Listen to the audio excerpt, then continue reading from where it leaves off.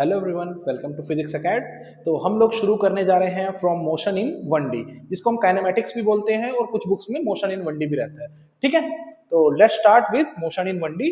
तो इससे पहले सबसे पहले हम जान ले कि 1D 2D और 3D मोशन में क्या डिफरेंस होता है। आपको बेसिक्स पता रहेंगे तभी आप आगे जाके आपको कॉन्सेप्ट्स क्लियर भी रहेंगे। तो एकदम बेसिक से स्टार्ट करते हैं। वैसे आपको पता होगा बट इतना डीप आप जान लो तो ज्यादा बेटर रहेगा। तो सबसे पहले हम जानते हैं 1D 2D and 3D motion में क्या डिफरेंट होता है। तो बेटा हेडिंग डाल देना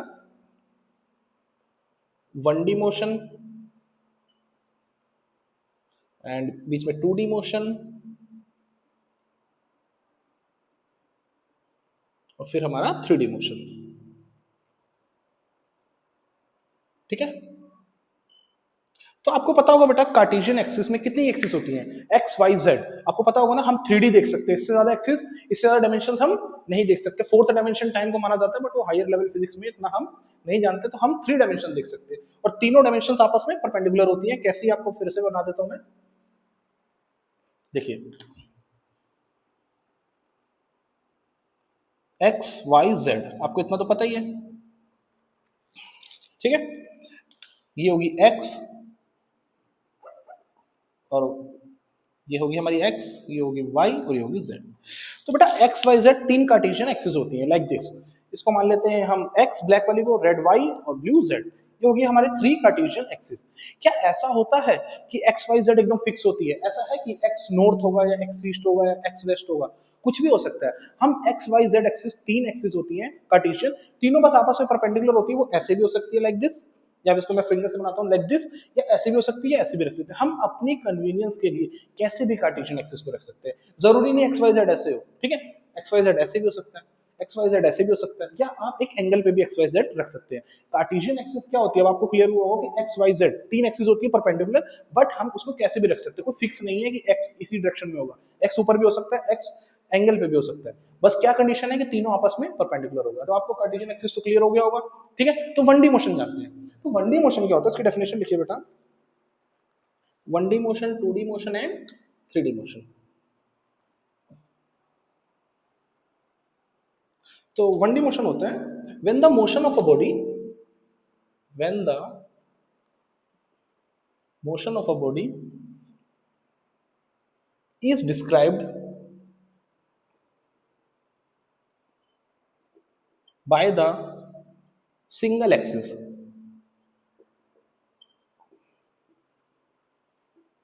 then motion is called, then motion is said to be in 1D।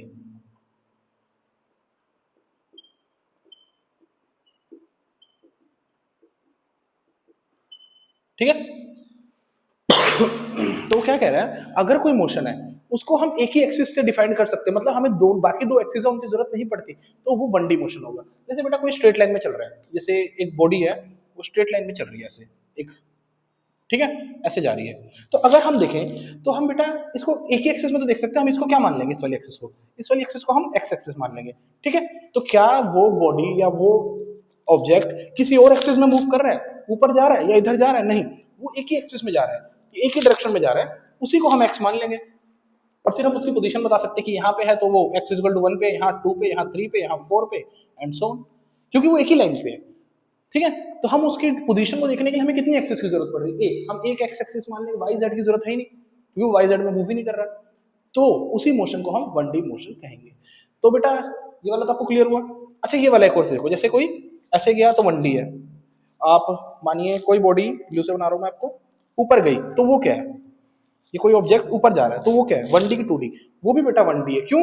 अब देखो, इसको हम x मान लेंगे, x मान लो या y भी मान सकते हो, जो मान लो, एक ही एक्सिस है ना, x या y मान लो, x भी मान सकते हो y भी मान सकते हो। ठीक है, अब यहाँ पे होगा x equal to 1, x equal to 2, x equal to 3, उसकी पोजीशन भी हम बता सकते हैं। कितनी एक्सिस की जरूरत पड़ रही है? एक ही एक्सिस की जरूरत पड़ रही है ना, तो मोशन क्या है, 1D। ठीक है, तो डेफिनेशन आपको क्लियर होगी, when the motion of body is described by single axis. अगर एक ही एक्सिस की जरूरत पड़ रही है तो मोशन क्या है, 1D। एक क्वेश्चन आपको कंफ्यूज करेगा, ये वाला बताना, ये 1D है कि 2D? अगर वो ऑब्जेक्ट ऐसे जा रहा है, अब आपको लगेगा ये 1D है कि 2D, आपको कंफ्यूजन तो होगी कि वो ऊपर भी जा रहा है और आगे भी जा रहा है। नहीं बेटा, वो 2D नहीं है, ये ऊपर आगे नहीं जा रहा। आपको मैंने फिर से बताया कि कार्टेशियन एक्सिस हम अपनी कन्वीनियंस के लिए रखते हैं। जरूरी नहीं हम इसको ही एक्स माने, जरूरी नहीं हम इसको एक्स माने, हम किसी को भी मान सकते हैं। अब देखो मैं क्या करूंगा, मैं इसको एक्स मान लूंगा, मान लिया, बाकी वाई जेड। अब क्या, मैं इसकी पोजीशन एक ही एक्सिस से नहीं बता सकता हूँ। एक्स इजिकल टू ये 0 था, ये 1 हो गया, ये 2 हो गया, ये 3 हो गया, ये 4 हो गया। एक्सिस तो हम अपने हिसाब से मान सकते हैं, क्या बाकी दो एक्सिस की जरूरत पड़ी? नहीं पड़ी। तो यही आपको क्लियर हो रहा है कि नहीं कि ये भी 1D मोशन है, ये भी 1D था, ये भी 1D था, ये भी 1D था। क्यों? क्योंकि हम इसी को एक्स एक्सिस मान लेंगे, स्ट्रेट लाइन है, उसी को एक्स मान लेंगे। तो क्या ये ऑब्जेक्ट ऊपर नीचे कहीं जा रहा है? नहीं, वाई जेड में जाएगा ना, ये एक ही एक्सिस में जा रहा है। इसका मोशन और इसकी पोजीशन हम एक ही एक्सिस में बता सकते हैं, सिर्फ एक्स की मदद से। सेम एज दिस केस, ये आपको 2D लगेगा बट ये है 1D, क्योंकि हम इसमें इसको एक्स मान लेंगे। और मैंने आपको बताया था कि कार्टेशियन एक्सिस हम अपनी कन्वीनियंस से रख सकते हैं, ऐसा नहीं कि हम इसको एक्स माने, इसको एक्स, इसको हम किसी को भी एक्स मान सकते हैं, ठीक है। और वाई जेड क्या होना चाहिए? बस वाई जेड आपस में परपेंडिकुलर, वाई जेड ऐसे होने चाहिए परपेंडिकुलर, ये बस आप ध्यान रखना। तो आई होप आपको क्लियर होगा। तो इसका स्टार पॉइंट क्या बना बताइए? इसका स्टार्ट पॉइंट बना all straight line motions are 1D। अब बस आप ये ट्रिकी याद रख लेना, all straight line motions are 1D motion. I hope आपको क्लियर हो गया होगा।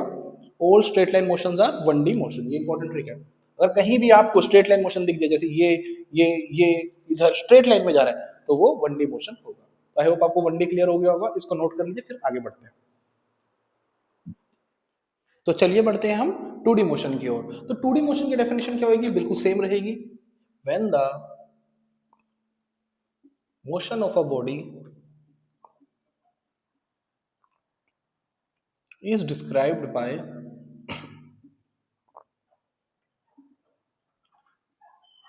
by two axes, then motion is said to be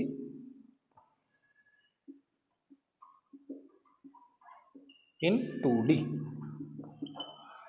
तो क्या कह रहा है ये कि अगर किसी मोशन को डिस्क्राइब करने के लिए अब एक नहीं दो एक्सिस लगे, दो एक्सिस की जरूरत पड़े ही पड़े, तो वो क्या होएगा? 2D motion.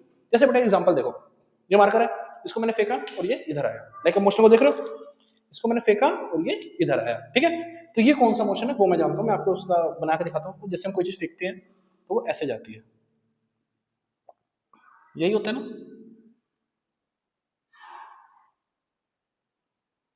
आई होप आपको क्लियर हो रहा होगा। ऐसे जाती है कोई भी चीज, इसको हम प्रोजेक्टाइल मोशन भी बोलते हैं। क्या बोलते हैं? प्रोजेक्टाइल। अब देखिए ये बॉडी कहाँ जा रही है बेटा? ये बॉडी एक तो आगे जा रही है, अगर मैं इसको एक्स मानूं, इसको एक्स मानूं, तो ये चेंज हो रही है ना, लाइक इसकी डायरेक्शन यहाँ ये हो रही है, यहाँ ये हो रही है, चेंज हो रही है।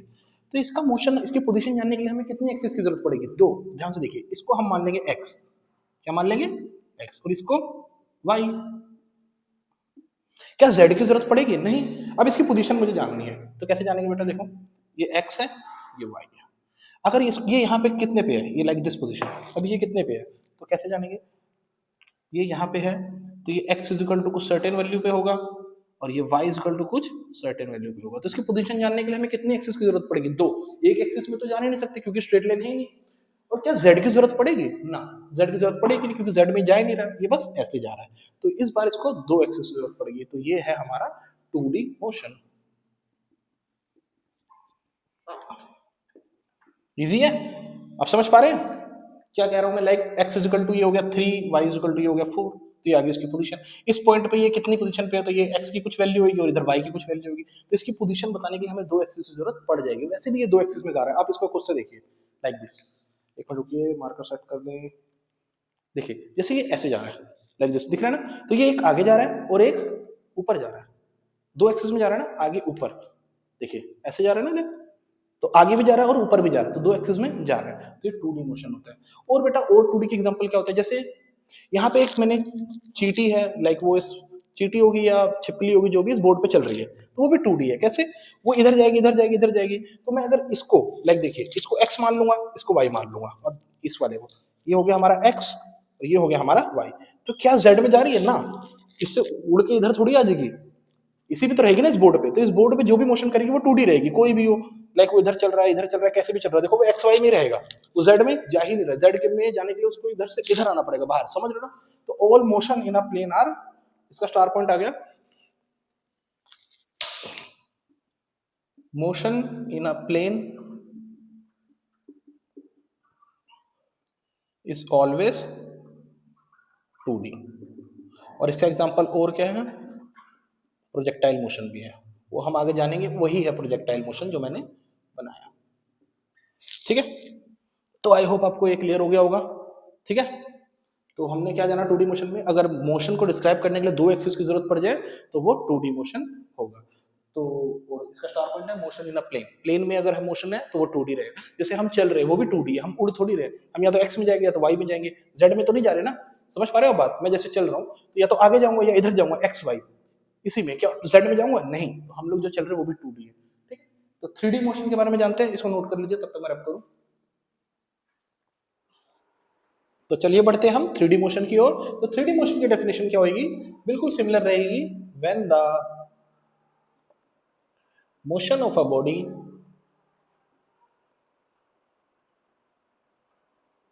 is described by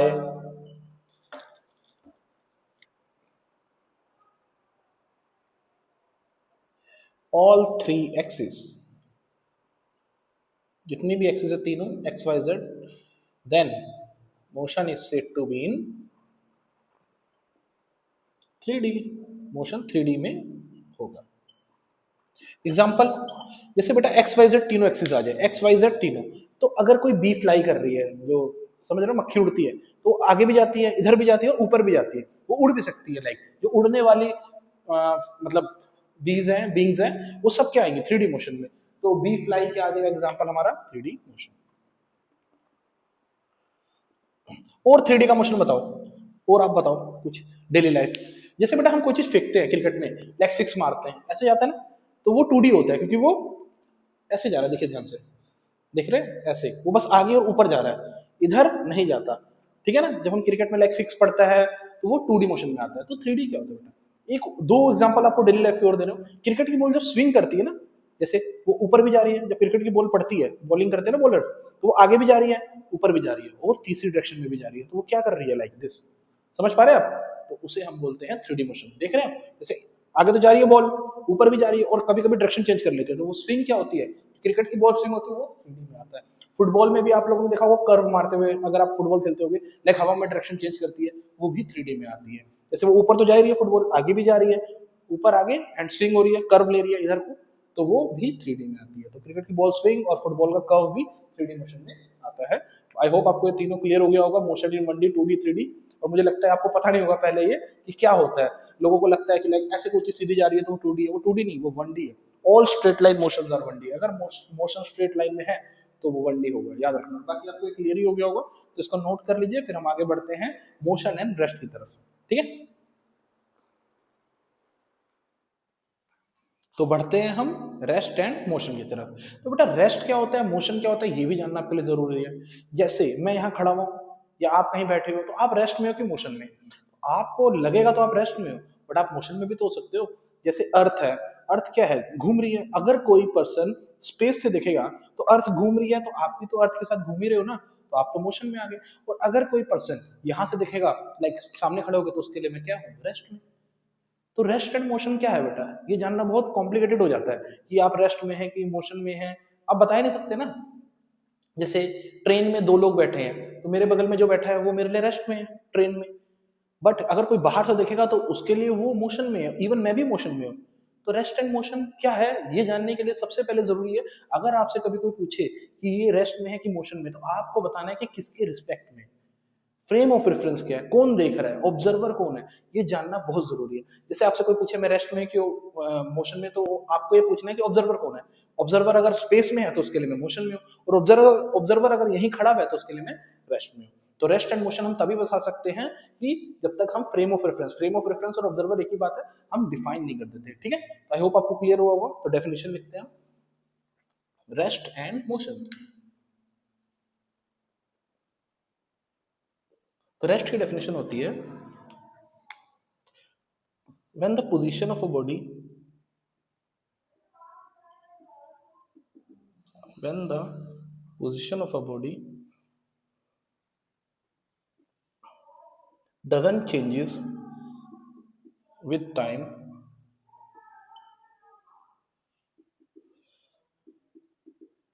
with respect to wrt with respect to observer, then the body is said to be at rest.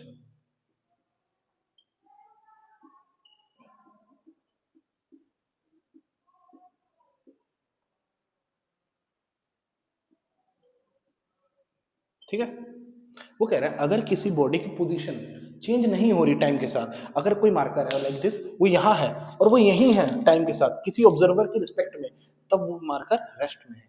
ठीक है, तो मोशन क्या हो जाएगा इसका डिफरेंट, और चेंज हो जाएगी, पोजीशन क्या हो जाएगी, चेंज हो जाएगी। डेफिनेशन तो लिखेंगे, मोशन क्या हो गया,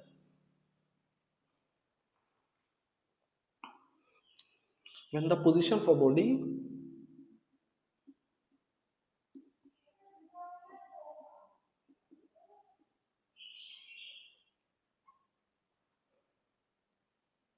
changes with time।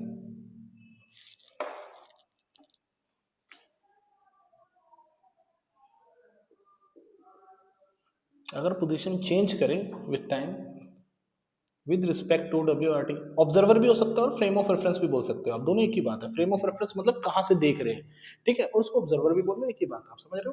With respect to observer then the body is said to be in motion.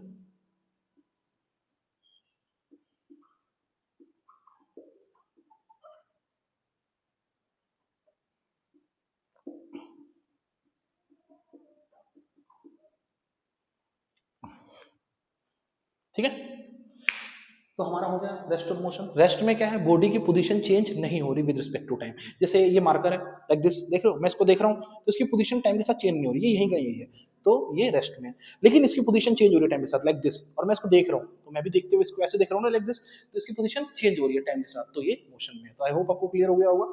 तो कुछ स्टार पॉइंट्स है वो जान लो। सबसे पहला,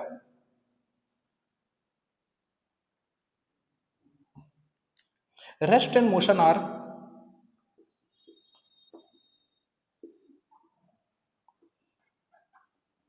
relative terms.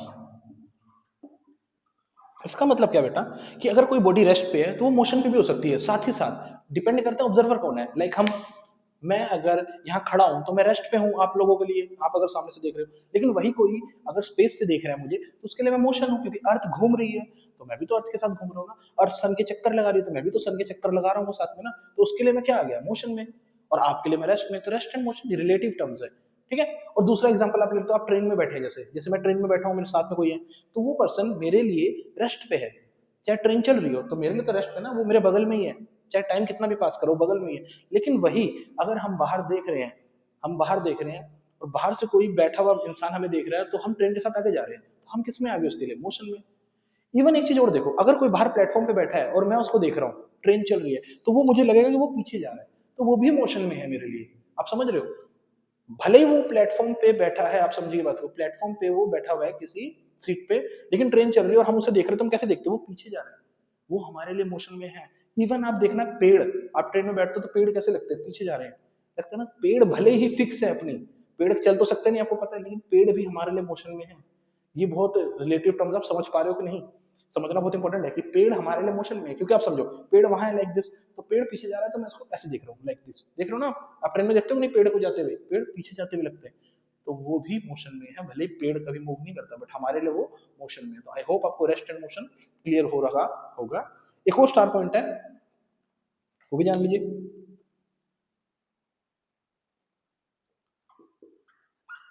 There is nothing light, there is nothing like absolute rest, और मोशन भी कह सकते हो। एब्सोल्यूट रेस्ट माने मतलब कोई भी चीज एब्सोल्यूट रेस्ट पे नहीं हो सकती, हर चीज मूव कर रही है, कोई भी चीज रेस्ट पे हो सकती है। आप सोचो, अगर आप सोचो अर्थ रेस्ट पे है, नहीं, अर्थ तो घूम रही है, अर्थ इवन सन के चक्कर भी लगा रही है ना, तो अर्थ रेस्ट पे तो नहीं। तो सन रेस्ट पे आप सोचोगे, तो सन क्या कर रही है बेटा, सन गैलेक्सी के चक्कर लगा रहा है मिल्की वे। तो ऐसी कोई चीज नहीं है जो एब्सोल्यूट रेस्ट पे, हम बता ही नहीं सकते कोई भी चीज एब्सोल्यूट रेस्ट पे है कि नहीं, वैसे ही एग्जिस्ट ही नहीं करता। तो there is nothing like absolute rest और मोशन, कोई भी चीज एब्सोल्यूट रेस्ट पे नहीं हो सकती। ठीक है, तो आई होप आपको मोशन और रेस्ट क्लियर हुआ होगा, तो इसको नोट कर लीजिए, फिर बढ़ते हैं हम आगे। तो चलिए बढ़ते हैं हम डिस्टेंस एंड डिस्प्लेसमेंट की तरफ। डिस्टेंस और डिस्प्लेसमेंट क्या होता है और इनमें क्या फर्क होता है जानते हैं हम, तो हेडिंग डालिए distance and displacement.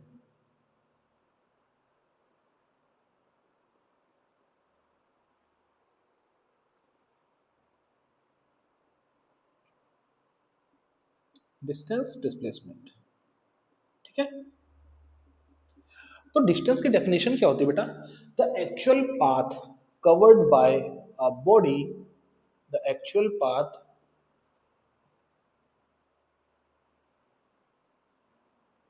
the actual path covered by a body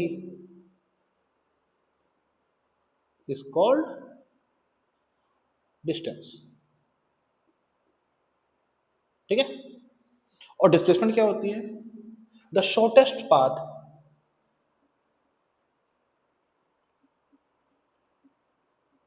between initial and final position is called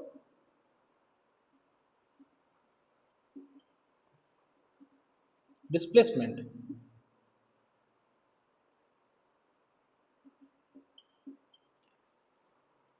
तो एक डायग्राम से समझिए। जैसे बेटा कोई बंदा ए पे है, क्या है? ए, और उसको इनिशियल बी पे जाना है। कहाँ जाना है? बी। ए क्या है? इसकी इनिशियल पोजीशन, इसको बोल देंगे हम इनिशियल पोजीशन। रहने दो आप, चलो लिख देता हूँ पोजीशन शॉर्ट में। और ये है बी, इसकी फाइनल पोजीशन।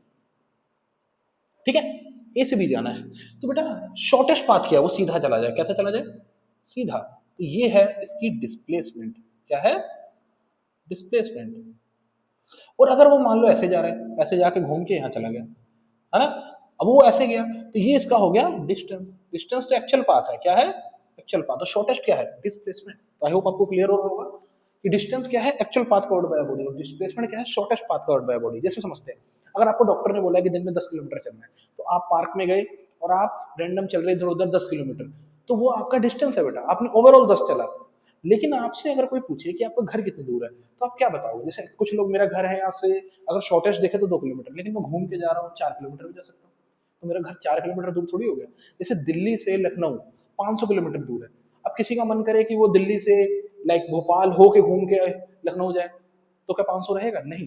तो डिस्प्लेसमेंट तब बताते हैं जब भी हमसे कोई पूछे कि आपका घर कितनी दूर है या दिल्ली से लखनऊ दूरी कितनी है, तो वो क्या बताते हैं हम? Displacement, shortest path, displacement. आई होप आपको क्लियर हो रहा है। दिल्ली से लखनऊ कितने किलोमीटर? 500 किलोमीटर। वो 500 किलोमीटर शॉर्टेस्ट पाथ है। ठीक है? और वही होती है डिस्प्लेसमेंट। तो डिस्प्लेसमेंट कहाँ वर्क करती है? जब हमें शॉर्टेस्ट पाथ बताना हो। तो डिस्प्लेसमेंट होती है the shortest path between initial and final position is called displacement. तो आई होप आपको क्लियर हुआ होगा। और डिस्प्लेसमेंट होगा क्या? Straight line path. Shortest path होगा क्या? इसी में स्ट्रेट लाइन।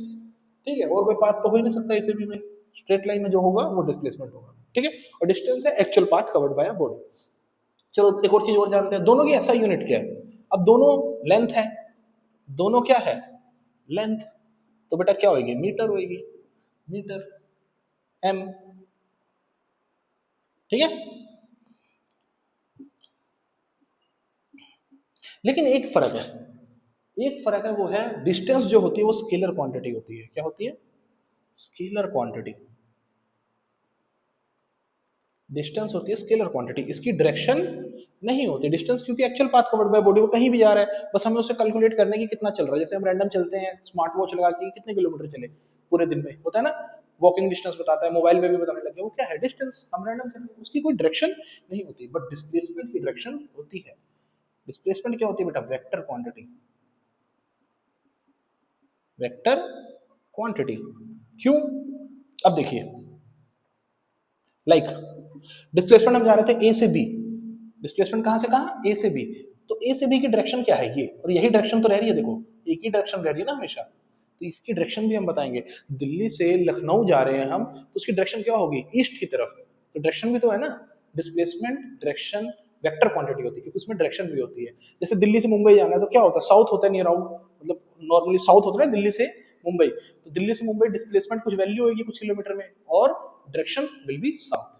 तो आई होप आपको क्लियर होगा, डिस्प्लेसमेंट जो होती है वो वेक्टर क्वांटिटी होती है, नॉट स्केलर, क्योंकि उसमें डायरेक्शन होती है। आपका घर यहाँ से कहाँ है? जैसे मेरा घर उस दिशा में है, ठीक है? तो ये कोई डायरेक्शन भी तो होगी। मेरा घर 5 किलोमीटर दूर है, मान लो जहाँ मैं हूँ, मतलब मैं कहीं स्कूल में हूँ, वहां से मेरा घर 5 किलोमीटर दूर है, तो कोई डायरेक्शन तो होगी ना। और वो डायरेक्शन किधर है? जैसे मान लो ईस्ट में, तो 5 किलोमीटर इन ईस्ट। तो ये क्या हो गया हमारा? डिस्प्लेसमेंट। तो आप क्या जाने? डिस्टेंस जो है वो स्केलर क्वांटिटी, क्योंकि ये एक्चुअल पाथ है, रैंडम डिस्टेंस का। लेकिन डिस्प्लेसमेंट शॉर्टेस्ट पाथ है, स्ट्रेट लाइन पाथ है, वो क्या होगा? एक पॉइंट और आ गया हमारा, वो लास्ट है कि डिस्टेंस जो होगा, distance will be always positive. Distance जो होगा वो हमेशा पॉजिटिव होगा। ठीक है, distance will always be positive, but बेटा displacement can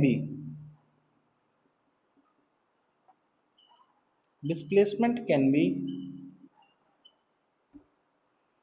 positive, negative and zero. Displacement जो होगी वो पॉजिटिव भी हो सकती है, नेगेटिव भी हो सकती है और जीरो भी हो सकती है। कैसे बेटा? डिस्प्लेसमेंट होती क्या है? इनिशियल पोजीशन से फाइनल पोजीशन तक की दूरी। अगर कोई चीज लाइक दिस वो चली और घूम के वहीं वापस आ गई, अगर कोई चीज चली वो घूम के वहीं वापस आ गई जहां से चली, इनिशियल पोजीशन वही फाइनल, तो डिस्प्लेसमेंट क्या होगी बताइए? जीरो। डिस्प्लेसमेंट जीरो हो सकती है बट डिस्टेंस जीरो होगा नहीं। डिस्टेंस क्या होगा? 2πr।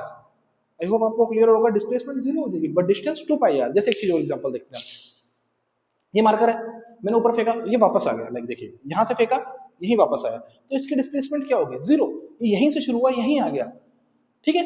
डिस्प्लेसमेंट जीरो हो सकती है बट डिस्टेंस कभी जीरो होगा नहीं, वो तो एक्चुअल बात है। हो सकता है अगर चले ना, लेकिन डिस्प्लेसमेंट जीरो हो जाती है अगर वो चलती है तब भी। लेकिन डिस्प्लेसमेंट नेगेटिव कैसे होती है वो जानिए। जैसे ये मार्कर है, देखिए अभी ये यहाँ है, इसको मैंने ऊपर फेंका और कैच नीचे किया, देखिए एक बार फिर से लाइक दिस, ठीक है। यहां से फेंका और कैच यहाँ किया, तो अब ये डिस्प्लेसमेंट नेगेटिव कैसे हुई? देखो मैंने इसको फेंका ऊपर बट ये इसकी इनिशियल पोजीशन ये फाइनल ये, तो इनिशियल टू फाइनल ये गया नीचे। आप समझ रहे? इसको फेंका ऊपर और गया, ऊपर गया बट फाइनली ये नीचे आ गया। तो डायरेक्शन ऑफ मोशन, मैंने इसको फेंका ऊपर था बट ये गया नीचे फाइनली, तो इनिशियल पोजीशन से तो नीचे गया ना, तो ये डिस्प्लेसमेंट नेगेटिव होती है। ये बच्चे कंफ्यूज होते हैं कि डिस्प्लेसमेंट नेगेटिव कैसे होती है। तो आप समझ पा रहे हो कि मैंने इसको भेजा था ऊपर बट ये जो यहाँ से भेजा, यहाँ से स्टार्ट किया ना, यहाँ से ऊपर भेजा बट वो फाइनली कहाँ गया? नीचे। तो इनिशियल टू फाइनल पोजीशन इसकी डायरेक्शन नीचे है लेकिन हमने फेंका ऊपर था, तब डिस्प्लेसमेंट नेगेटिव होती है। आई होप आपको क्लियर हो रहा होगा, बहुत इंपॉर्टेंट होता है डिस्प्लेसमेंट नेगेटिव। आपको उसमें फ्री फॉल और ग्रेविटी वाले क्वेश्चन में बहुत प्रॉब्लम देगा, तो आई होप आपको क्लियर होगा डिस्प्लेसमेंट नेगेटिव कैसे होती है। ये हम जिस डायरेक्शन में फेंके वो उसकी ऑपोजिट डायरेक्शन में चला जाए। जैसे एक डायरेक्शन लाइक एग्जांपल यहाँ से कर देता हूँ, मैंने इसको ऊपर फेंका, वो ऊपर गया और फाइनली यहाँ गया। कहाँ गया? यहाँ। तो देखिए बेटा, इनिशियल पोजीशन क्या है? ये आई लिख देता हूँ, फाइनल पोजीशन ये एफ। तो वो फाइनली गया कहाँ? नीचे, लेकिन फेंका कहाँ था? ऊपर। फेंका कहाँ था? वेलोसिटी कहाँ थी? ऊपर, और गया कहाँ? नीचे। तो इस केस में डिस्प्लेसमेंट नेगेटिव होती है। तो आई होप आपको ये क्लियर हो गया होगा, तो इसको पूरा नोट कर लीजिए, फिर हम बढ़ते हैं आगे। आई होप बोर्ड पे दिया हुआ क्वेश्चन आपने पॉज करके ट्राई किया होगा और आपसे हुआ भी होगा। तो चलिए मैं करता हूँ। तो क्वेश्चन क्या है बेटा? एक बॉडी है जो ए से बी गई इन सेमी सर्कुलर पाथ, मतलब ये सेमी सर्कल है, उसमें गई ए टू बी। और बेटा इसमें आपको क्या फाइंड करना है? डिस्टेंस और डिस्प्लेसमेंट। तो डिस्टेंस क्या होता है? Actual path. डिस्टेंस क्या होता है? एक्चुअल पाथ, है ना। एक्चुअल पाथ तो ये सेमी सर्कल है, एक्चुअल पाथ तो ये है ना बेटा, ये है ना डिस्टेंस। तो सर्कल का पेरीमीटर क्या होता है? 2πr। तो सेमी पेरीमीटर क्या होगा? सेमी पेरीमीटर आधा, पेरीमीटर का आधा होगा ना, तो वो हो जाएगा पाई आर। आ गया हमारा आंसर। तो डिस्टेंस क्या आ गया? पाई आर। कैसे बेटा? डिस्टेंस क्या है? Actual path. एक्चुअल पाथ ये है ना, और पूरा क्या होता है? 2πr। तो आधा क्या होगा? Semi perimeter pi R. तो आई होप आपको क्लियर होगा डिस्टेंस। अब बढ़ते हैं डिस्प्लेसमेंट की ओर। डिस्प्लेसमेंट क्या होती है? Shortest path. और मैंने आपको बताया डिस्प्लेसमेंट शॉर्टेस्ट पाथ क्या होता है? हमेशा शॉर्टेस्ट पाथ, और वो हमेशा एक स्ट्रेट लाइन पाथ होता है। क्या होता है? Straight line. शॉर्टेस्ट तो स्ट्रेट लाइन ही होगा ना। तो देखिए, तो A to B straight line path तो यही है। ये आ गया हमारा डिस्प्लेसमेंट। अब एक चीज नोटिस करिए, रेडियस क्या है? आर, और डिस्प्लेसमेंट ये पूरा क्या है? ये यहां से यहां तक आर होता है ना, ये क्या है? डिस्प्लेसमेंट। ये डिस्प्लेसमेंट हो जाएगी शॉर्टेस्ट पाथ डायमीटर। क्या हो जाएगी? डायमीटर बेटा। डायमीटर क्या होता है? 2 टाइम्स आर। तो हमारा डिस्प्लेसमेंट आ गया 2r। ठीक है, शॉर्टेस्ट पाथ ये है ना, ये क्या है? डायमीटर। डायमीटर होता है ट्वाइस ऑफ रेडियस, तो रेडियस 2 बार डायमीटर, तो हमारा डिस्प्लेसमेंट आ गया 2r। शॉर्टेस्ट पाथ डायमीटर होगा सेमी सर्कल में। तो आई होप आपको ये क्वेश्चन क्लियर हो गया होगा। तो नेक्स्ट क्लास में हम और क्वेश्चन करेंगे, फिर आगे बढ़ेंगे वेलोसिटी और स्पीड को जानेंगे और उसमें क्या डिफरेंस है। ठीक है, तब तक के लिए bye, have a great day.